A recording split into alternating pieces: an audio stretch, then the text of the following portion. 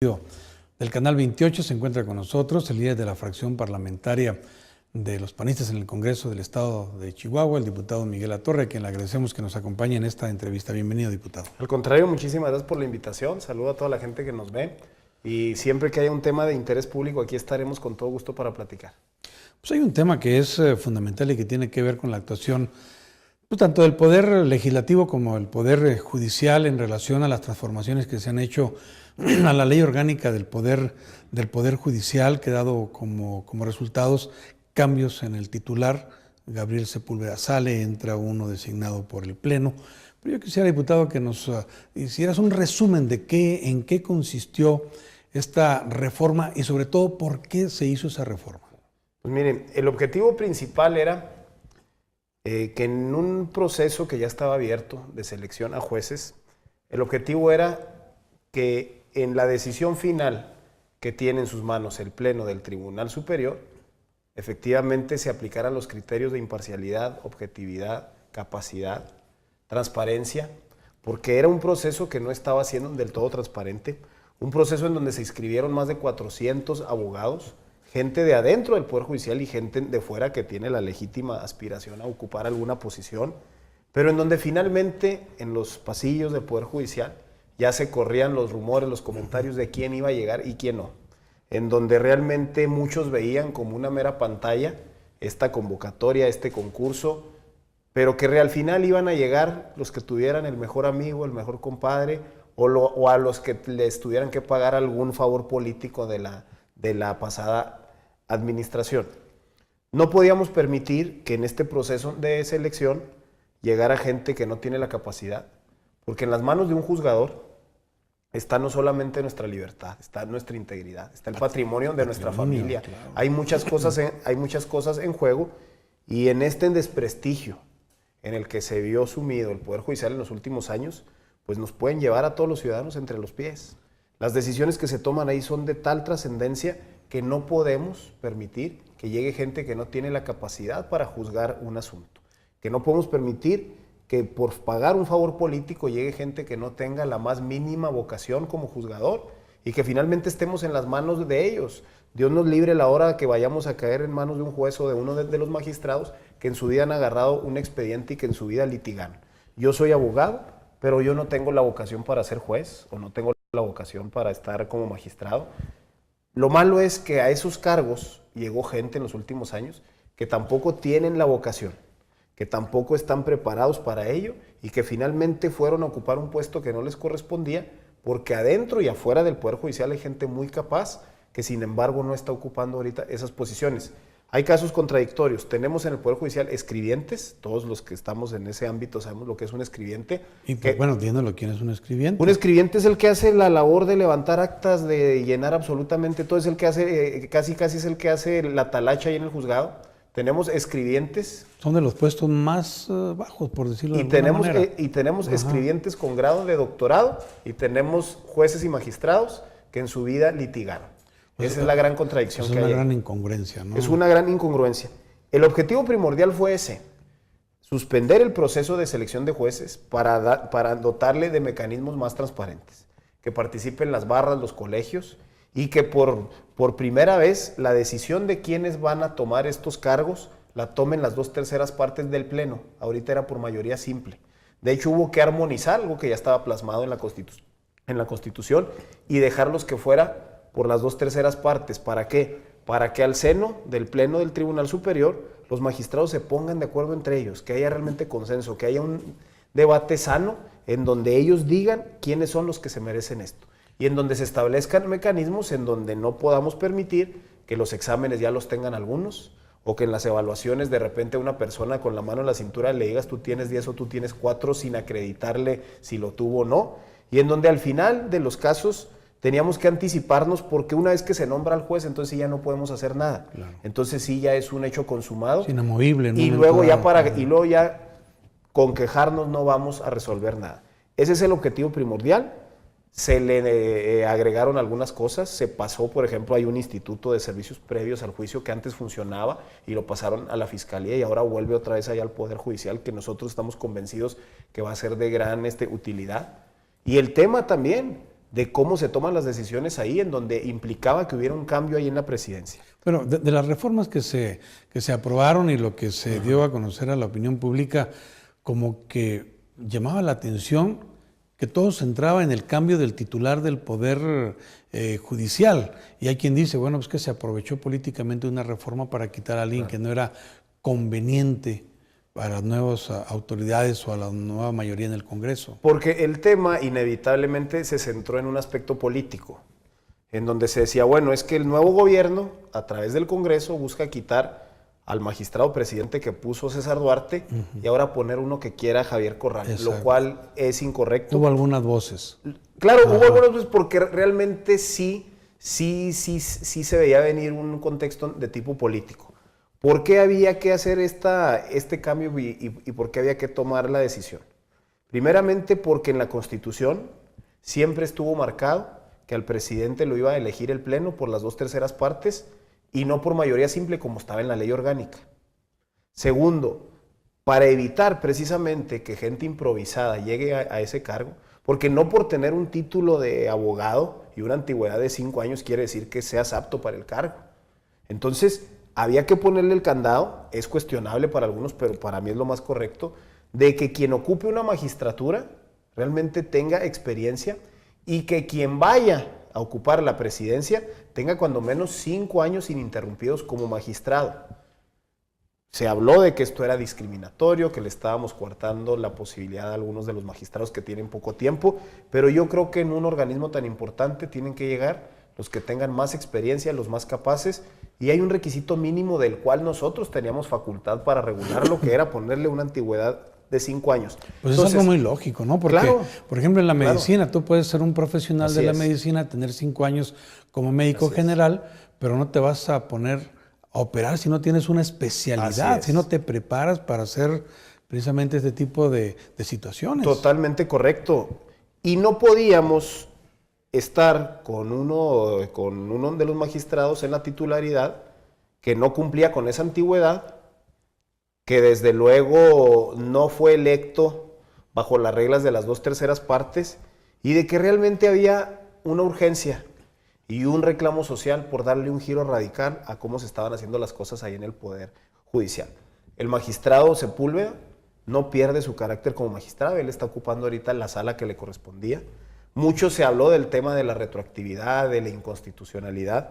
Yo siempre les dije que jurídicamente el que ocupa el cargo como presidente no tiene derechos adquiridos como presidente, los tiene como magistrado, porque a él se le nombró por el Congreso como magistrado y como magistrado no se le están destituyendo. Los derechos adquiridos no los tiene como presidente. Tan es así que en la administración anterior, y me estoy yendo a la titularidad del Ejecutivo, hubo 4 presidentes. Bueno, hubo un caso en donde de la nada inventan una sala, se inventan un nuevo magistrado, a los pocos meses lo hacen secretario de Educación, quiere regresar y no lo dejan y resulta que luego hasta lo jubilaron sin haber tenido la antigüedad ahí en el Poder Judicial para haberlo hecho. Entonces, los que se rasgaron las vestiduras con el tema de la intromisión, de la retroactividad, de la inconstitucionalidad, parece que se les olvidó lo que pasó 6 años antes. Se les olvida también que en los 6 años anteriores se nombraron a 20 de los 27 magistrados que están actualmente hoy ocupando esos cargos y que por una modificación legal se les obligó al menos a 8 de los magistrados que estaban antes a jubilarse a fuerzas. Fue una jubilación que hicieron a fuerza para darle cabida a 8 nuevos compromisos políticos.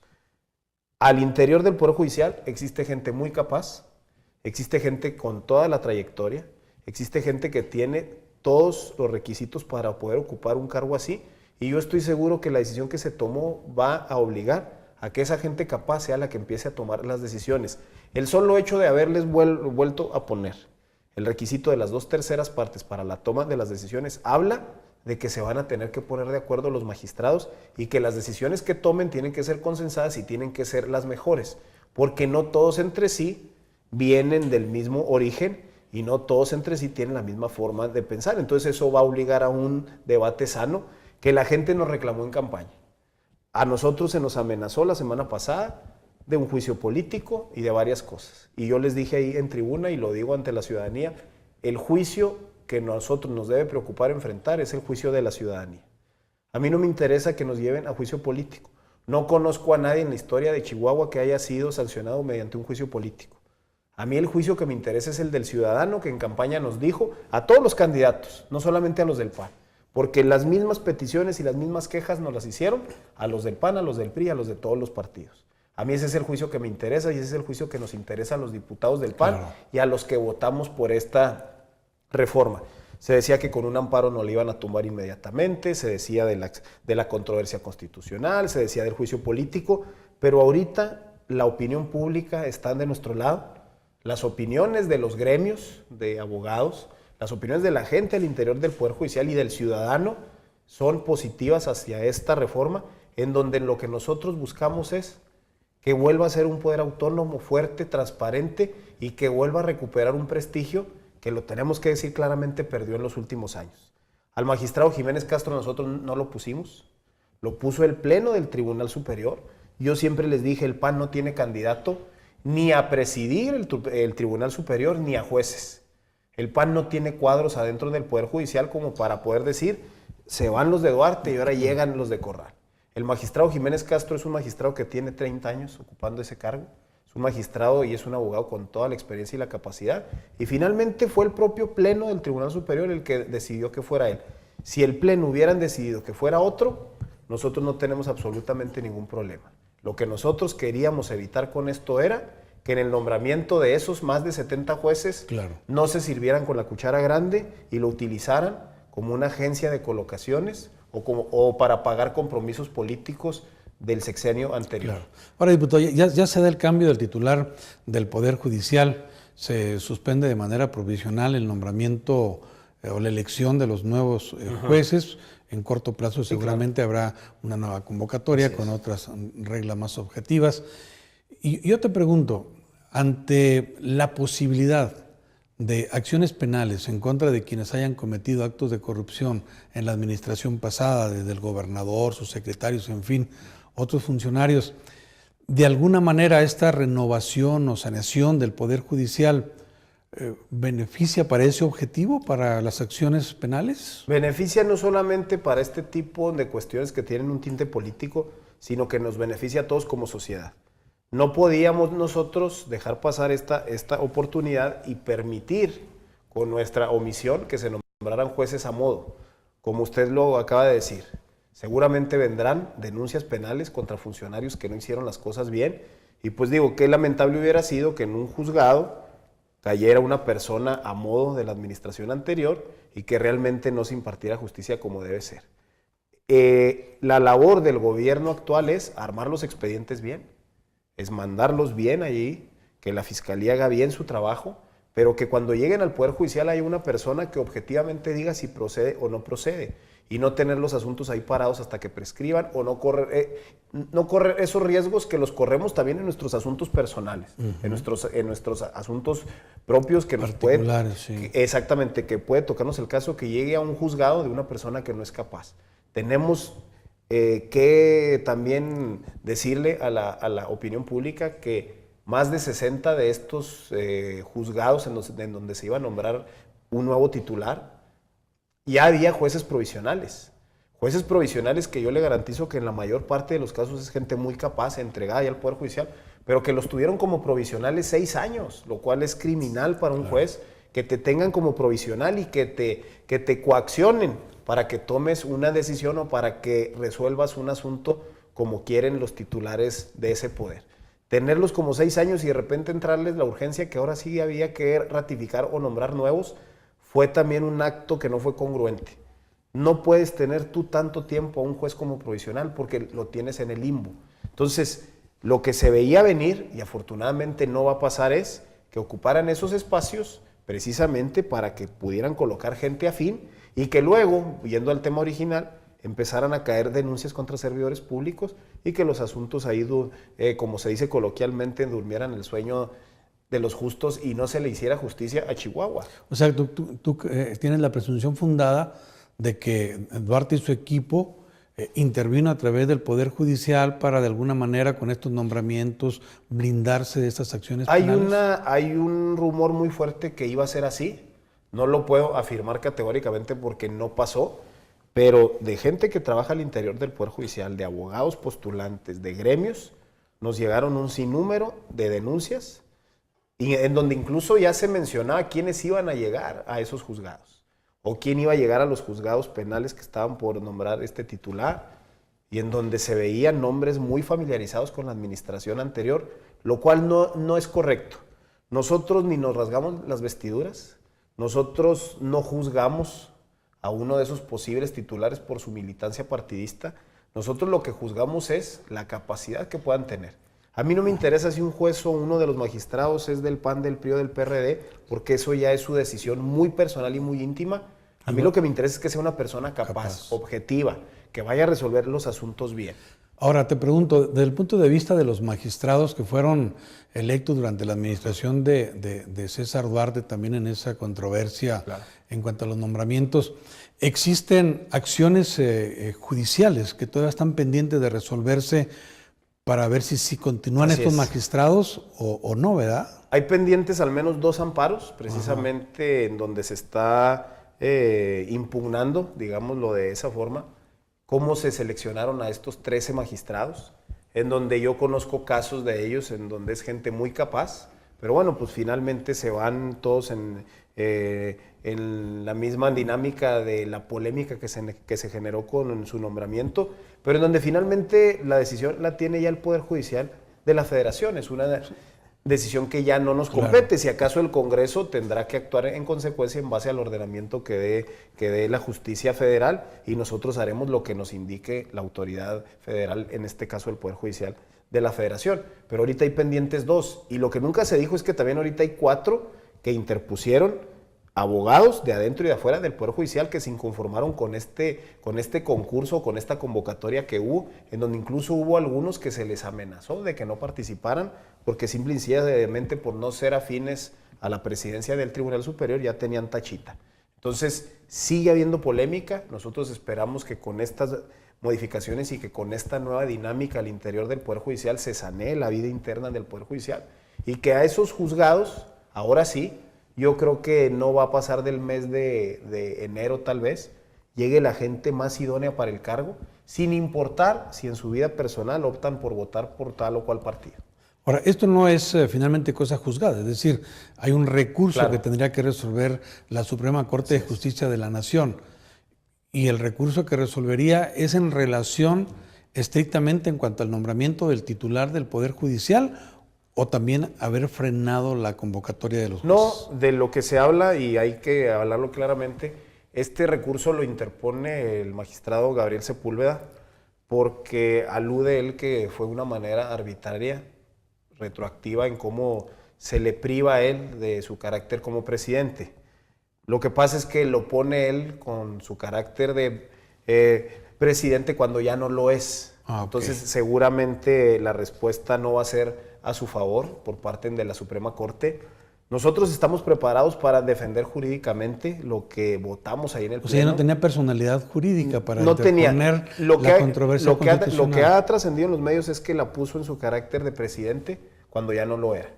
Es decir, nosotros aprobamos esto el jueves, pedimos que fuera de urgente publicación, el viernes estuvo publicado, el mismo viernes el magistrado decano toma posesión, convoca a una nueva elección que se da el sábado en la mañana, y ahí es cuando nombran al magistrado Jiménez Castro. ¿Y cuándo interpone el recurso? Lo interpone creo que el propio viernes, es decir, cuando ya no tenía el carácter como presidente. Entonces ya su función o su personalidad es como simple y sencillamente pues, como magistrado.